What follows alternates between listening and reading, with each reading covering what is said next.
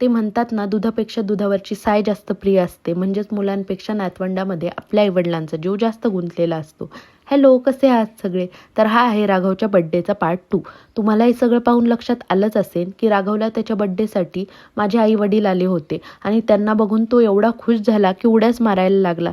तसं आई-बाबाही त्याला बघून खूप खुश झाले होते. दिवसभर त्यांच्यासोबत वेळ घालवल्यानंतर राघवला त्याच्या बर्थडेच्या सेलिब्रेशनची वेळ आली होती. आम्ही बर्थडे असा खूप मोठा नाही, घरीच करणार होतो, म्हणून एवढं कुणाला सांगू शकलो नाही. नॉर्मल डेकोरेशनची ऑर्डर दिली होती आणि असं काहीसं डेकोरेशन होतं.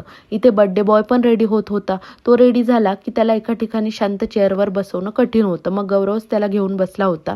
मग आम्ही त्याचं औक्षवण केलं.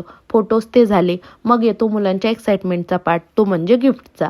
राघवला त्याच्या काका-काकू आणि प्रांजलीच्या आई-पप्पांनी कोइन्सिडेंटली सेम गिफ्ट दिलं, ते म्हणजे पियानो. ते पण त्याला खूप आवडलं. त्यानंतर माझ्या आई-पप्पांनी त्याला चांदीचं कडं गिफ्ट केलं. त्यानंतरचं गिफ्ट हे आमच्यासाठी पण खूप स्पेशल गिफ्ट होतं.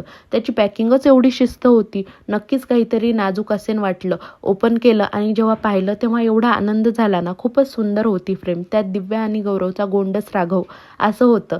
भैया-बहिणी आणि तिच्या आई-पप्पांचे ह्या गिफ्टसाठी खूप थँक्यू म्हणलं तरी कमी आहे.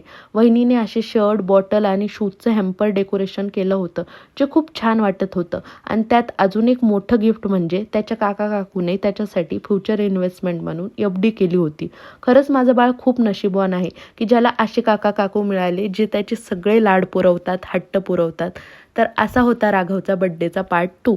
तुम्हाला कसा वाटला ते नक्की सांगा आणि सेलिब्रेशन कसं होतं ते पण नक्की सांगा. तर आजसाठी एवढंच. Okay, bye.